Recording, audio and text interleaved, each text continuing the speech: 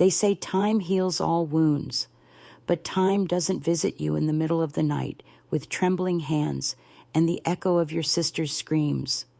Time doesn't erase the smell of bourbon mixed with sweat and fear, and it sure doesn't heal what you never got the chance to speak out loud.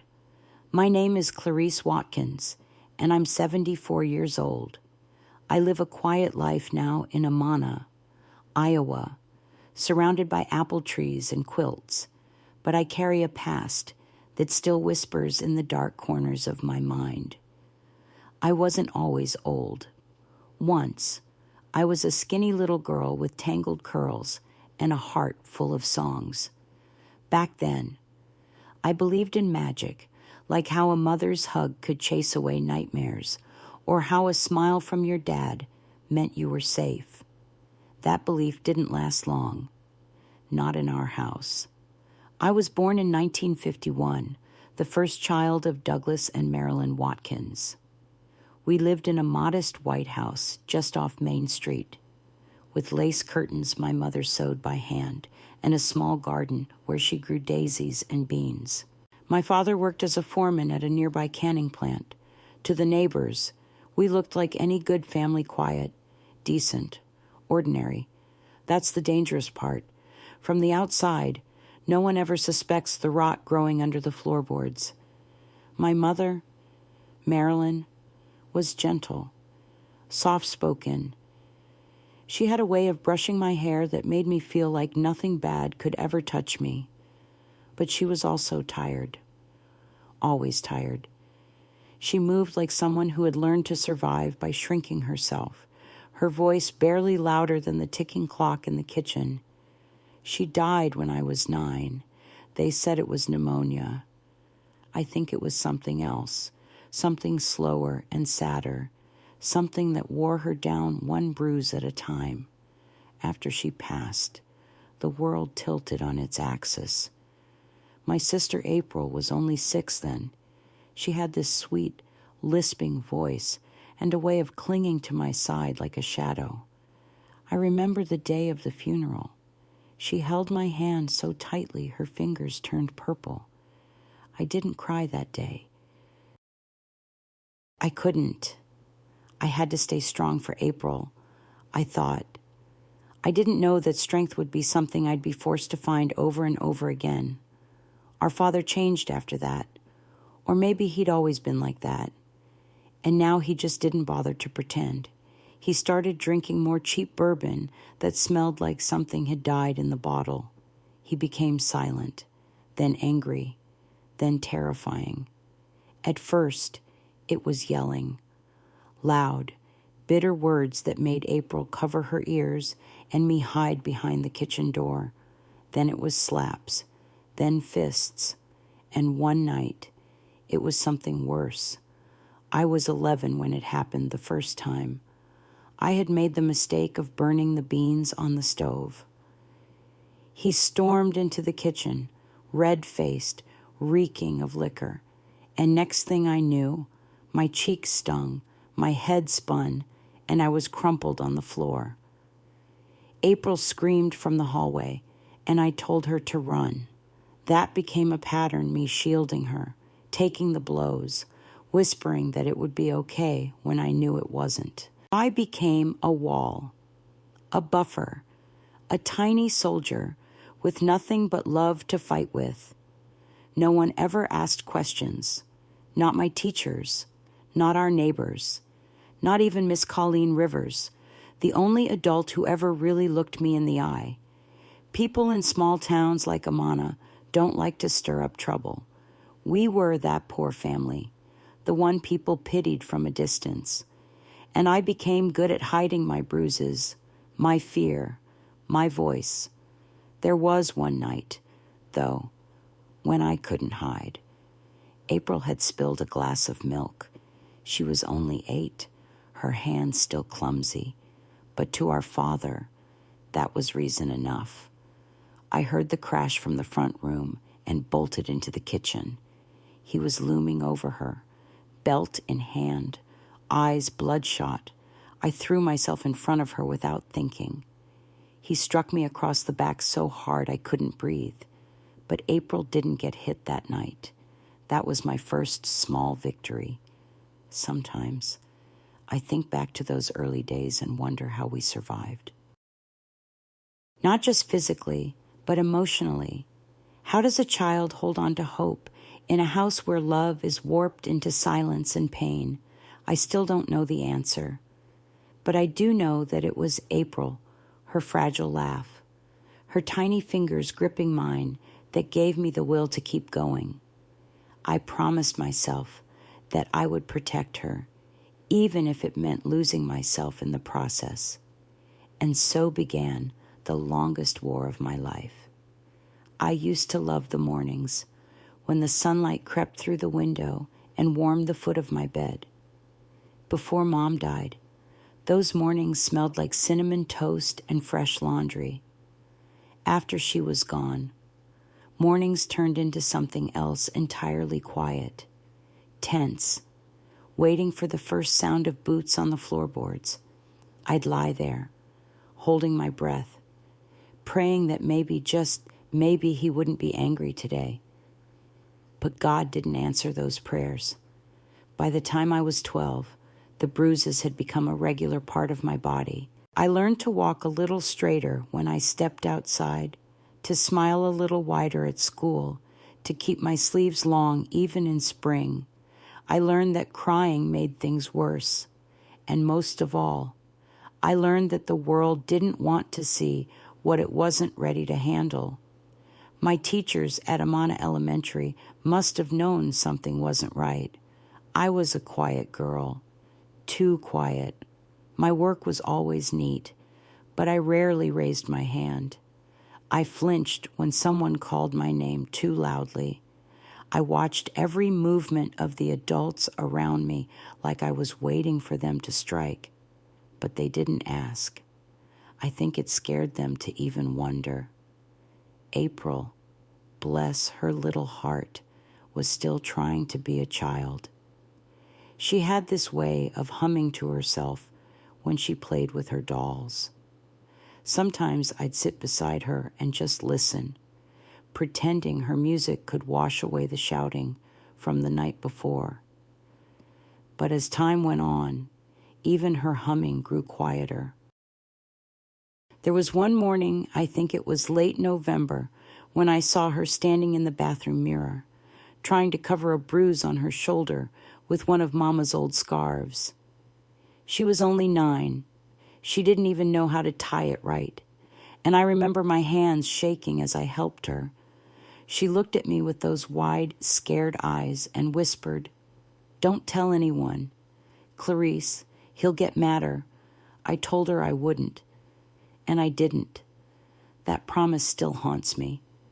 We stopped talking about it after a while, not out of denial, but out of exhaustion. Every evening was a test. What mood would he be in? Would he want dinner right at 6?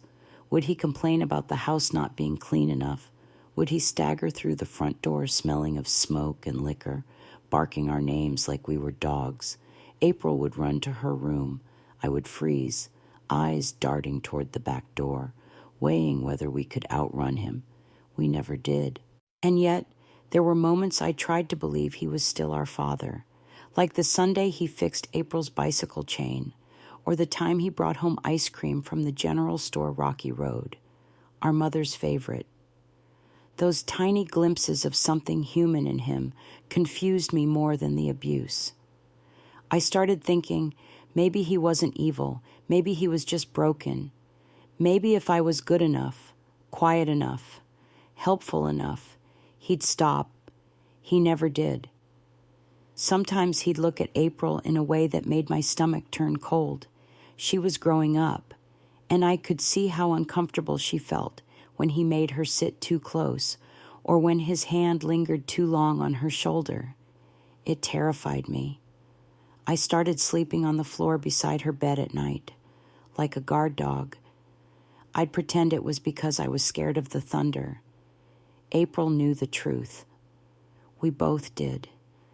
No one knew how to help us because no one knew we needed help. That's the thing about small towns like Amana. People mind their business. We lived in a tidy white house with trimmed hedges and clean clothes on the line. On Sundays, we still went to church. He wore his good jacket. April and I sat on either side of him, hands folded in our laps, playing our part, and no one saw the way my hands trembled when he reached for the hymnal. Miss Colleen Rivers, my 5th grade teacher, once pulled me aside after class.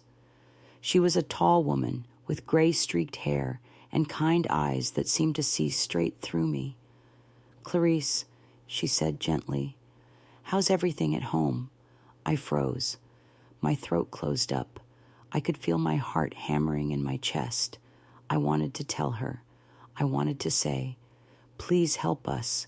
He hits April when she spills milk. He locks me in the cellar sometimes for hours. We're so scared. But I didn't say any of that. I smiled instead. "We're fine, ma'am. Just missing my mama, I guess." Her eyes lingered on mine for a few more seconds. Then she nodded, not quite believing me, but not pushing either. She gave me an extra cookie from her desk drawer and told me I could always talk to her if I needed to. I thanked her, and then I walked home with my fists clenched so tight, my fingernails dug into my palms. I hated myself for lying. At night, when the house was quiet, I'd whisper apologies to April. "I'll find a way to fix this. I'd promise. I'll figure it out." But I was 12. What could I do? Run away? Where would we go? We didn't have family nearby. We didn't even have a phone in the house anymore. He'd smashed it in a fit of rage the day April spilled soup on his boots. And so we endured, day by day, bruise by bruise, whisper by whisper.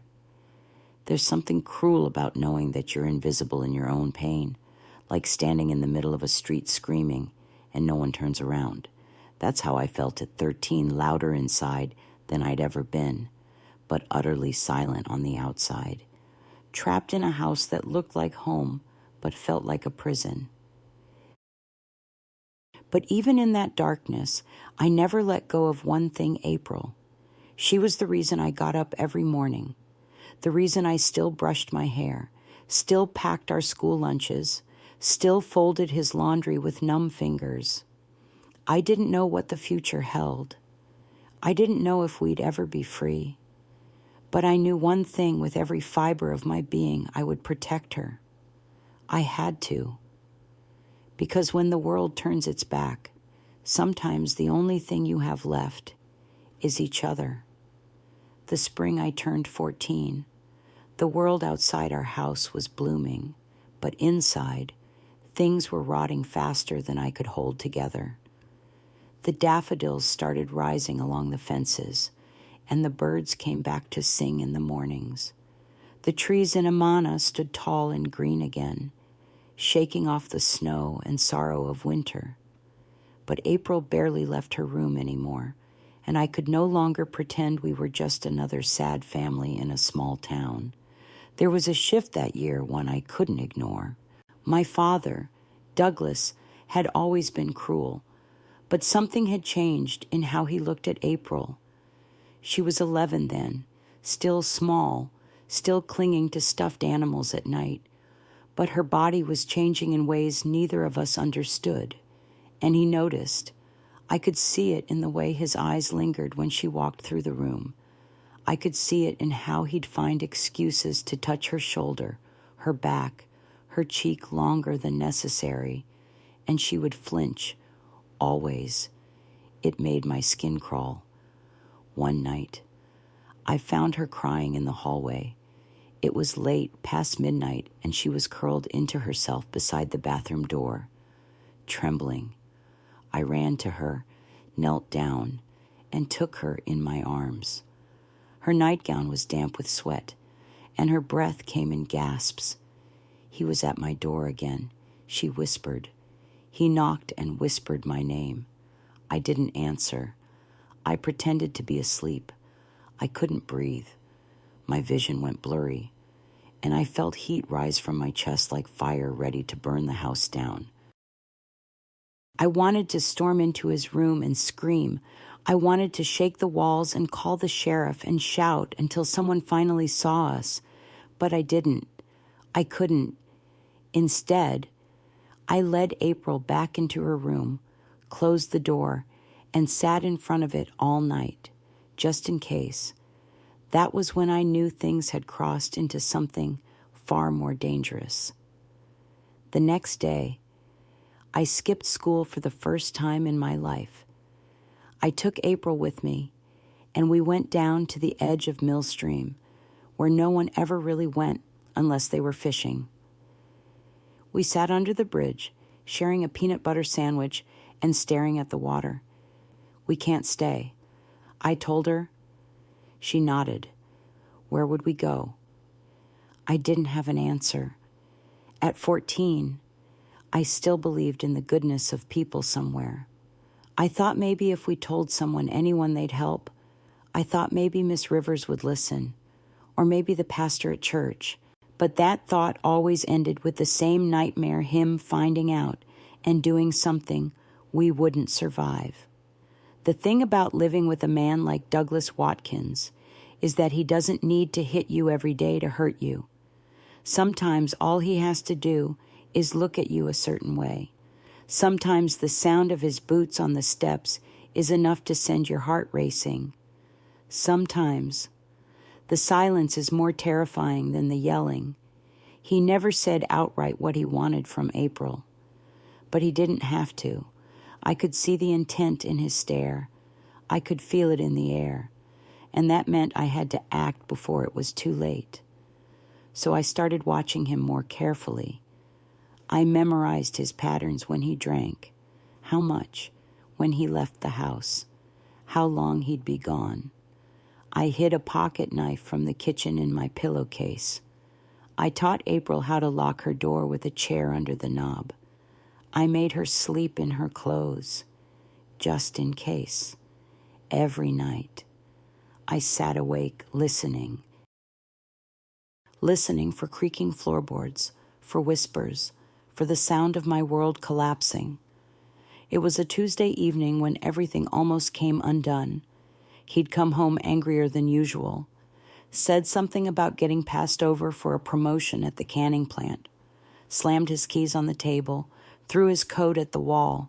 I pulled April behind me the moment he stepped inside. He didn't speak, just looked at us both, his eyes bloodshot, and pointed toward the kitchen. "You two didn't clean the damn stove," he barked. I had cleaned it, scrubbed it twice, but there was a streak of grease on the back panel. That was enough. He lunged toward me first, shoving me hard enough that my back hit the counter. Then he turned toward April, and something snapped inside me. I grabbed the iron skillet off the stove and held it up between him and April. "Don't touch her," I said, my voice trembling but clear. He stopped, just for a moment, and then he laughed a low, guttural sound that made my skin go cold. "You gonna hit me with that, little girl?" he sneered. I didn't lower the skillet. I didn't blink. "Maybe I should just teach you both a lesson," he said, stepping forward. But then something happened. I didn't expect April screamed. Not just any scream, but this piercing, primal sound that shook the windows. It was the first time she'd ever screamed like that, and it worked. He flinched, just a second. But in that second, I grabbed April's hand and ran. We didn't go far, just into the backyard, behind the woodpile, where we crouched and waited. My heart was pounding. She was shaking. We stayed there until the sun came up. When we finally crept back into the house, it was quiet. He was passed out on the couch, snoring, an empty bottle on the floor.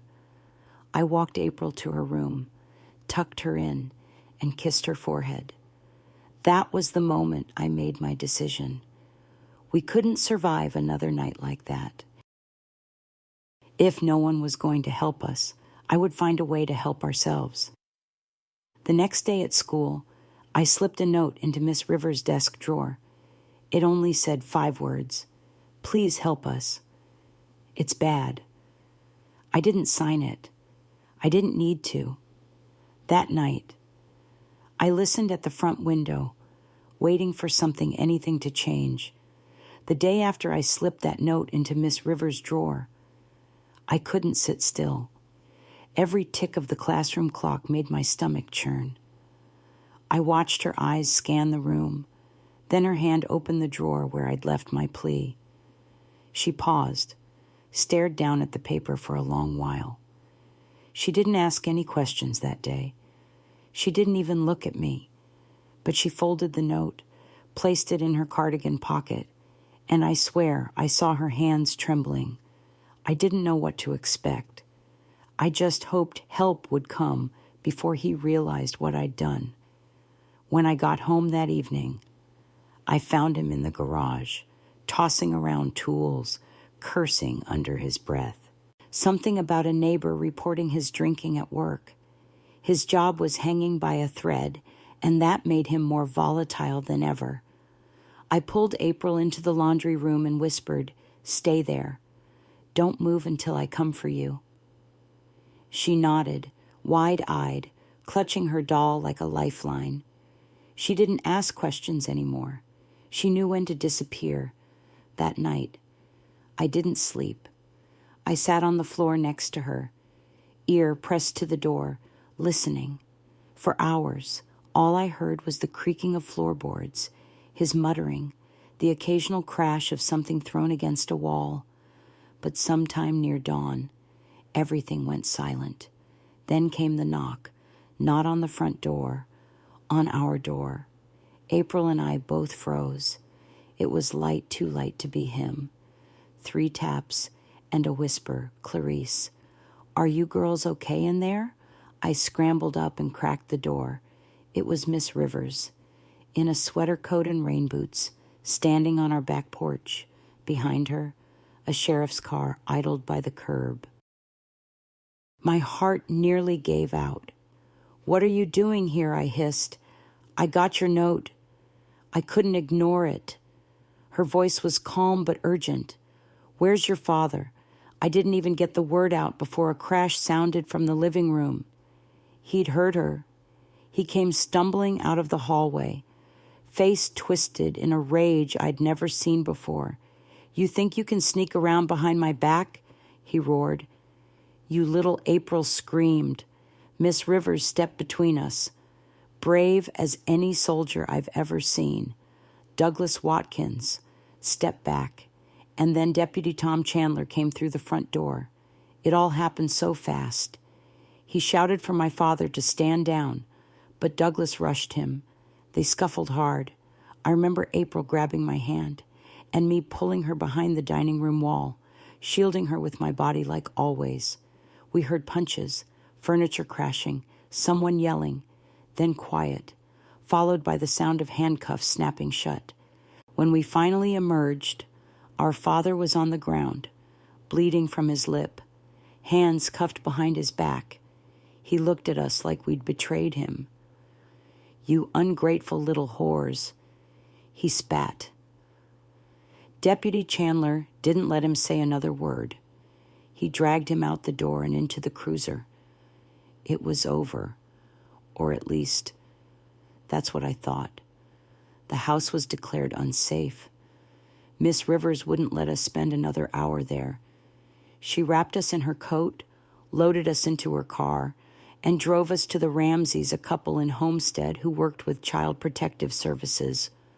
I didn't know them then, but I'd come to love them like my own blood. Sarah Ramsey opened the door with warm eyes and a soft voice. "We've got a warm bed and hot soup waiting," she said, like we were just 2 kids coming in from a snowstorm.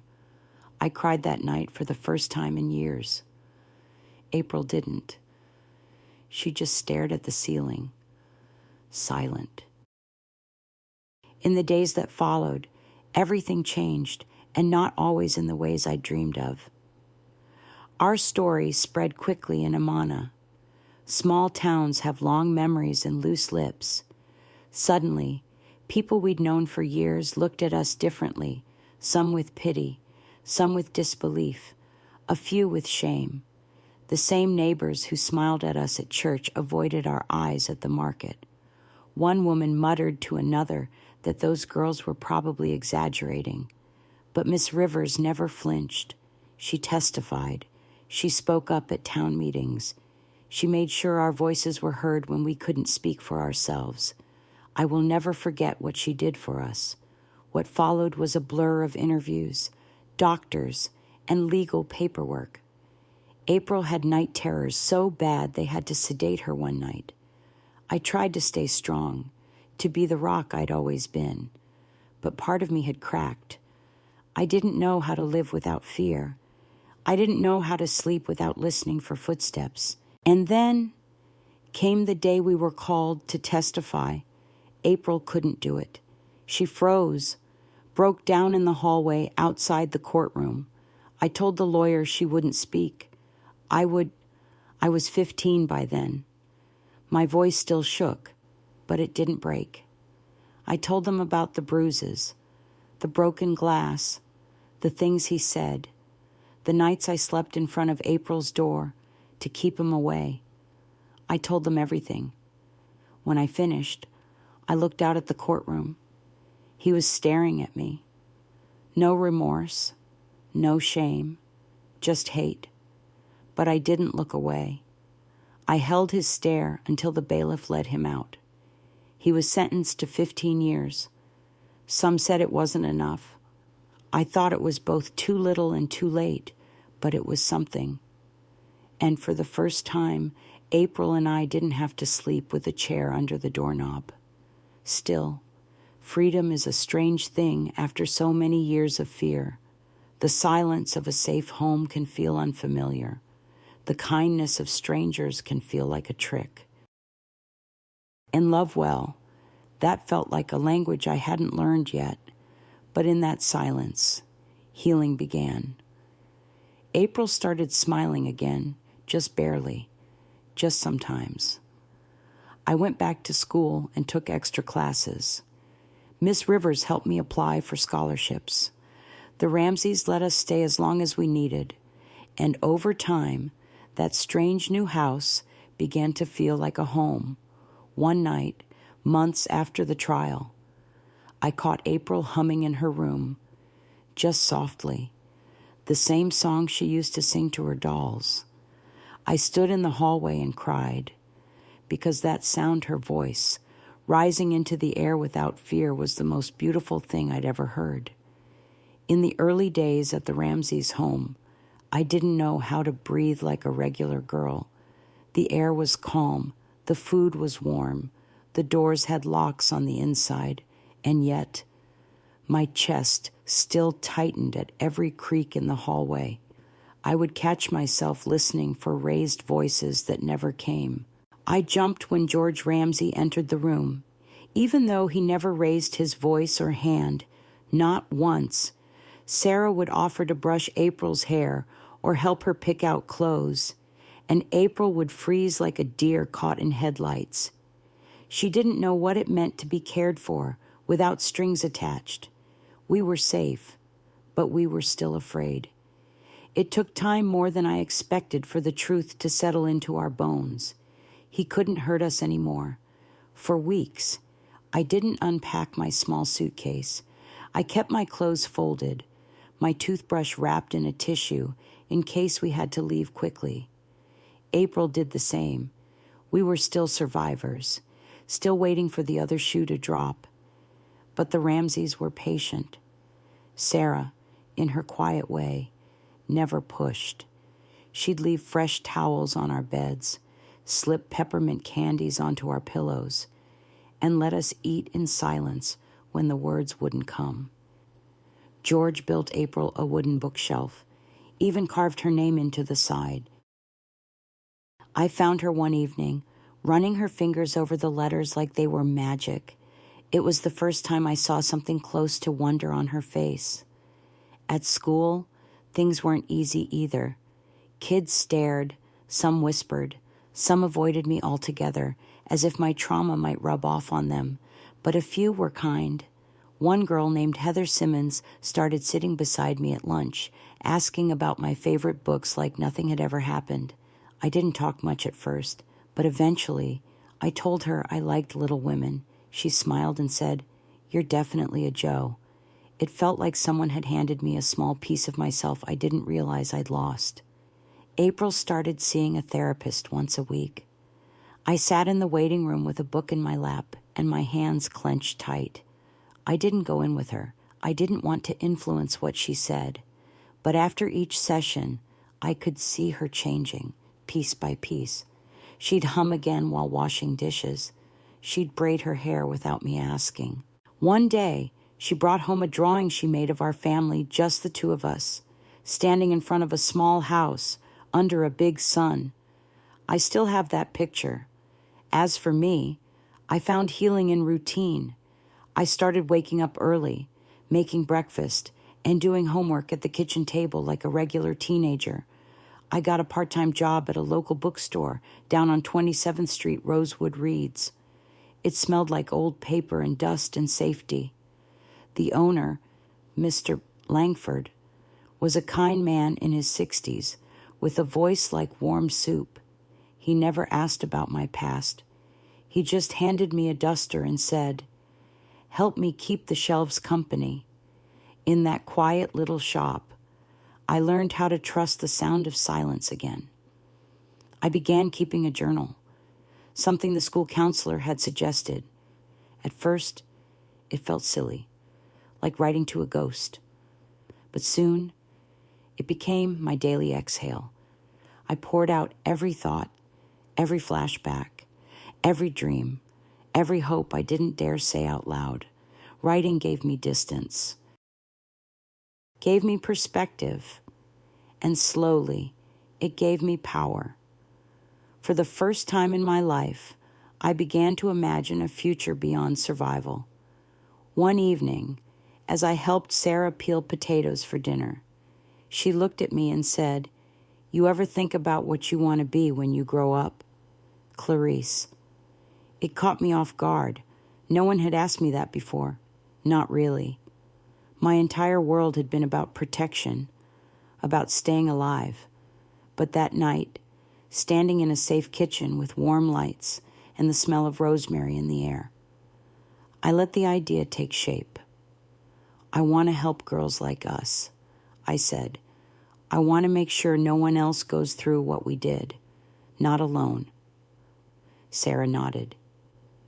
She didn't say that's a big dream, or are you sure? She just said, "Then I think you will." That moment planted something in me, something bigger than fear, bigger than memory. It was purpose. Over time, I began attending support groups for survivors. It was terrifying at first, sitting in a circle of strangers and saying words out loud I'd only ever written in my journal. But it was also freeing. I met women of all ages, some younger than me, some old enough to be my grandmother, each carrying a different story, but all of us bound by a thread of understanding.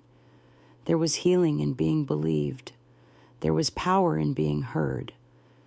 In April, she began to smile with her whole face again. She joined the school choir. She sang like her voice was never stolen from her.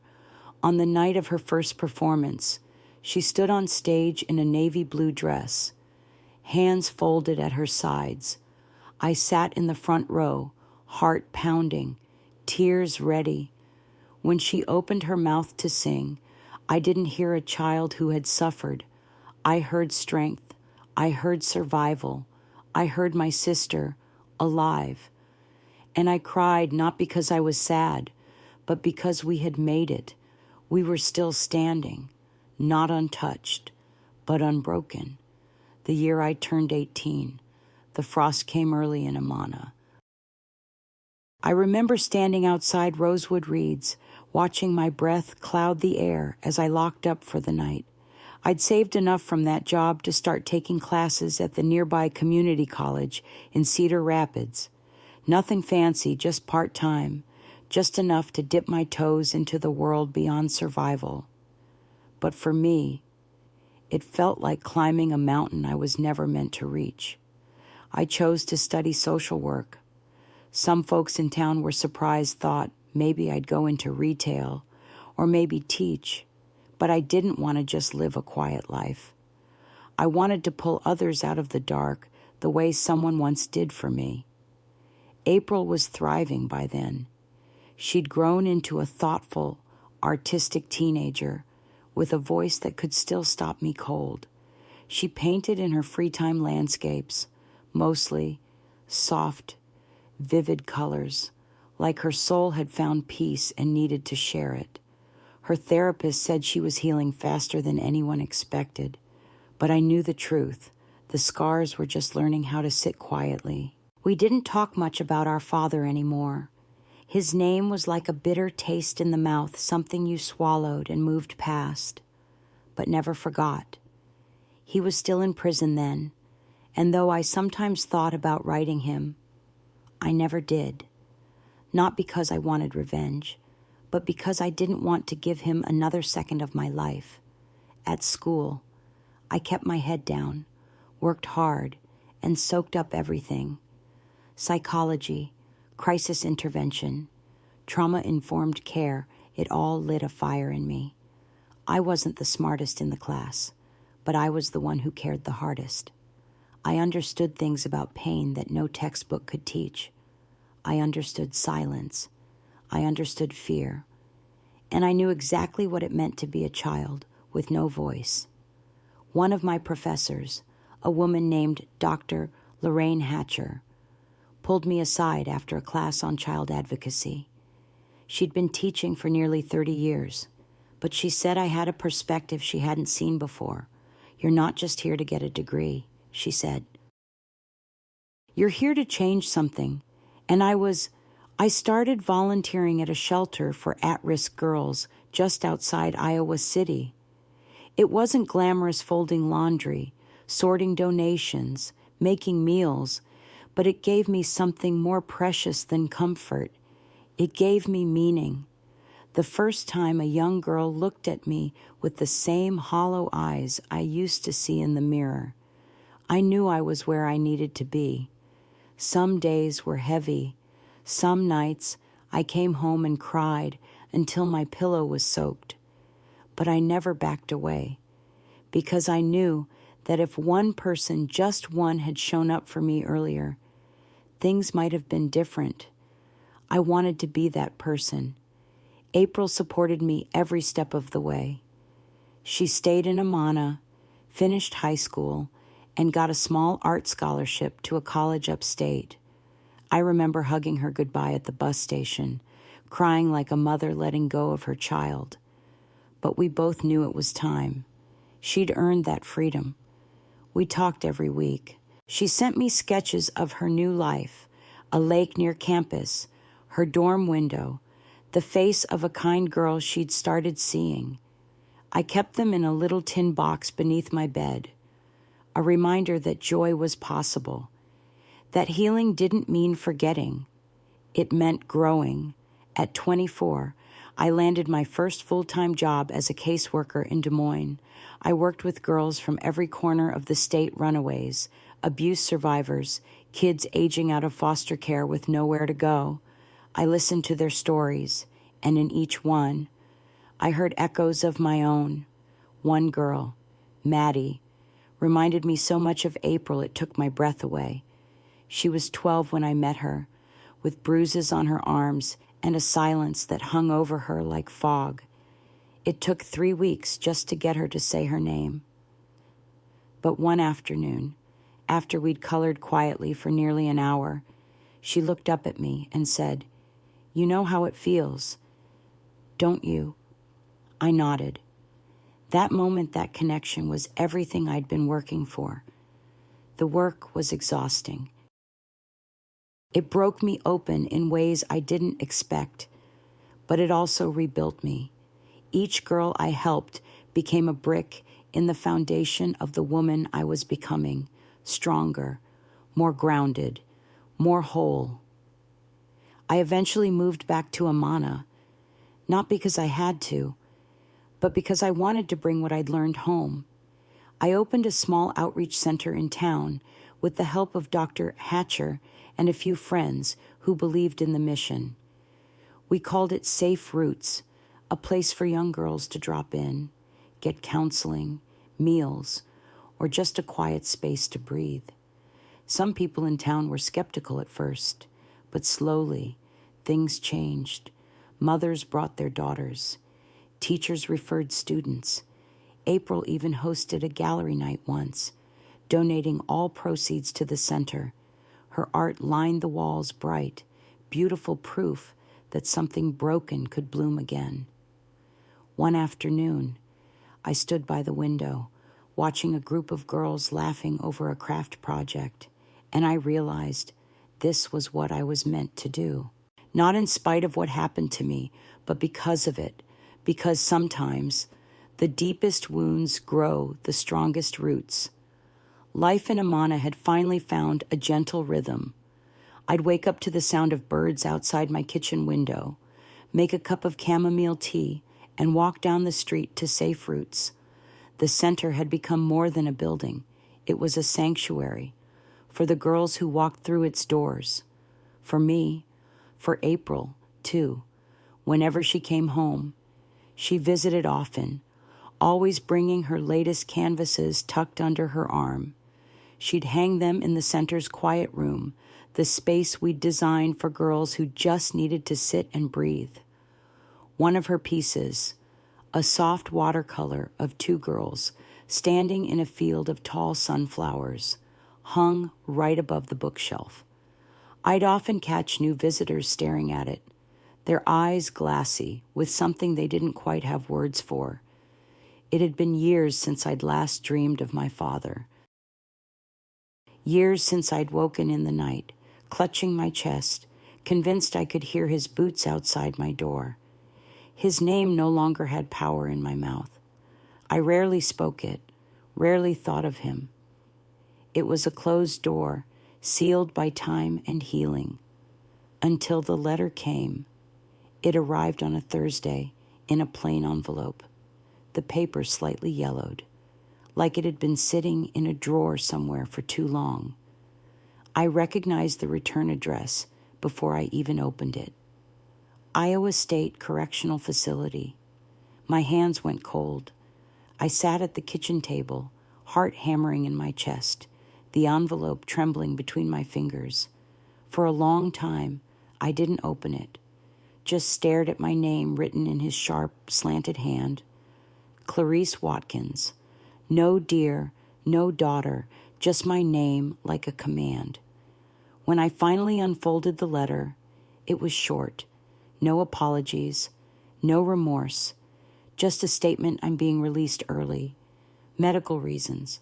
I'll be at the halfway house on Maple Street. You don't have to visit. Just thought you should know. He signed it Douglas. Not Dad, not even Father, just Douglas. I sat in silence for a long time after reading it, the words settling in my chest like stones. Released early. Maple Street, just 20 minutes from the center. I could almost feel the weight of his shadow stretching toward my life again, clawing at the peace I had built. That night, I didn't sleep. The next morning, I told April. We were sitting at our favorite diner, sipping coffee from chipped mugs, the sun slanting through the blinds in golden streaks. When I slid the letter across the table, she didn't touch it. She didn't need to. Her face went pale. "Are you okay?" she asked quietly. "I don't know," I admitted. "I thought I would be. But it's like he was a ghost, and now he's real again." April was quiet for a while. Then she reached across the table and squeezed my hand. "He doesn't get to take anything else from us," she said. "Not now. Not ever." I nodded, trying to believe that, but part of me, The child that still lived somewhere inside felt like she'd just heard those boots on the floor again.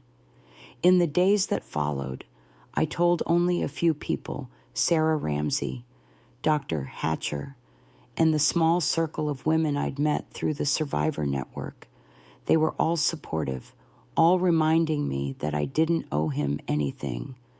Not a visit, not a conversation, not forgiveness. But I still couldn't shake the thought that some part of me needed to look him in the eye one last time. Not for him, for me. To say the things I never got to say when I was just a girl hiding behind locked doors and whispered prayers. I didn't tell anyone the day I went to see him. Not April, not Sarah, not even Dr. Hatcher. I didn't want anyone trying to talk me out of it, or worse, trying to come with me. This was something I had to do alone. The halfway house sat just past the train tracks on Maple Street, tucked between a shuttered laundromat and an old pawn shop. The building was squat and gray, with peeling paint and windows covered by thick plastic blinds. There were no welcome signs, just a buzzer and a metal door. I stood on the sidewalk for a full 5 minutes before pressing it. A tired-looking man in a staff badge led me through a narrow hallway and into a small visitor's room with 2 plastic chairs and a scarred table between them.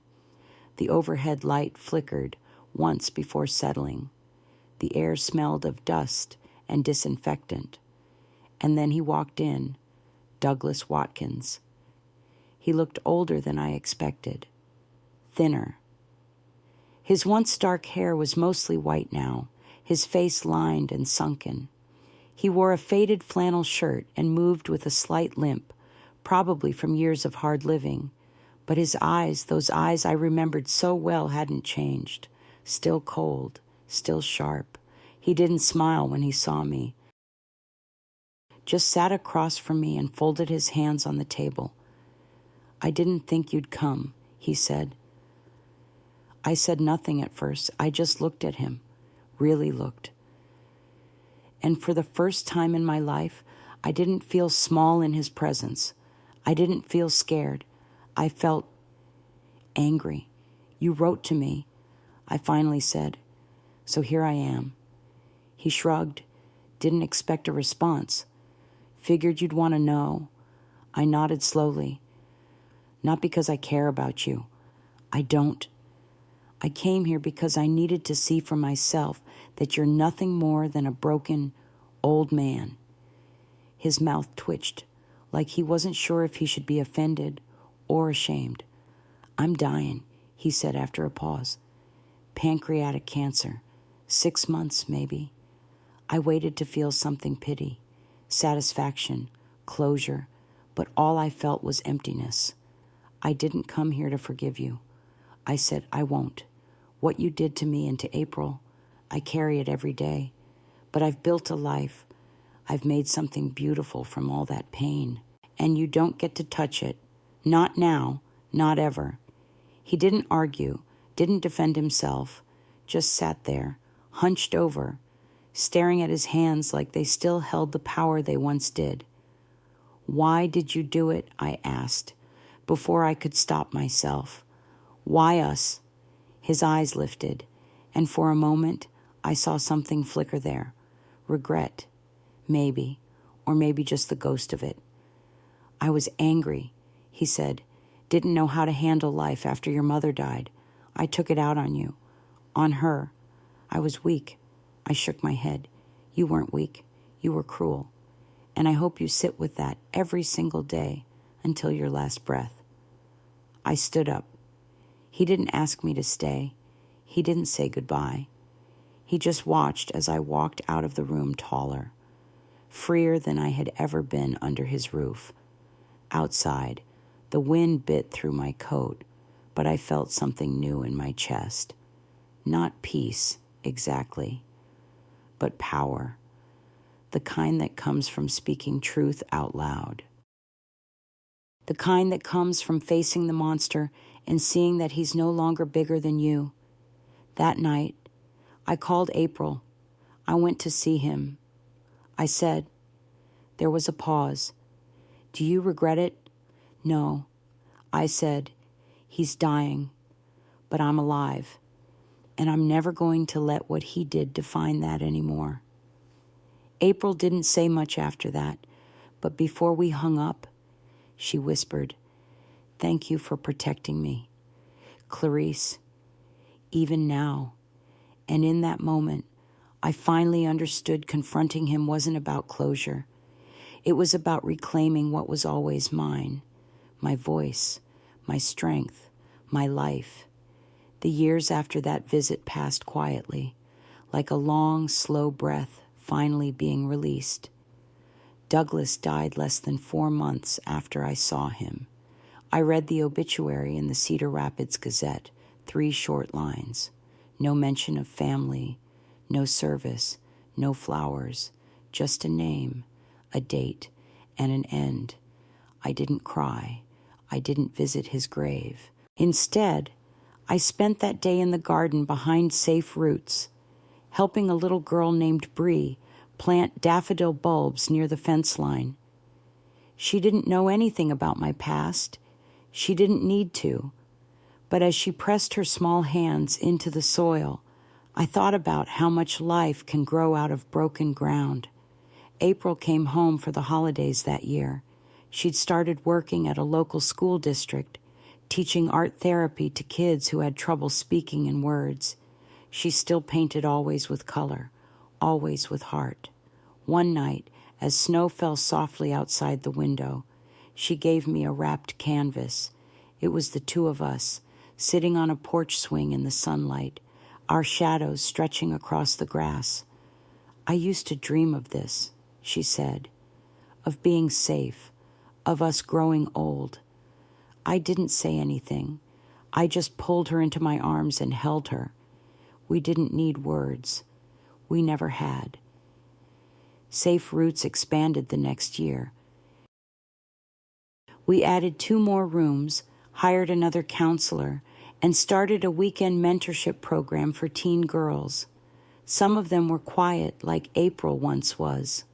Some were angry, hardened by life, but all of them had that same flicker, the need to be seen, to be heard.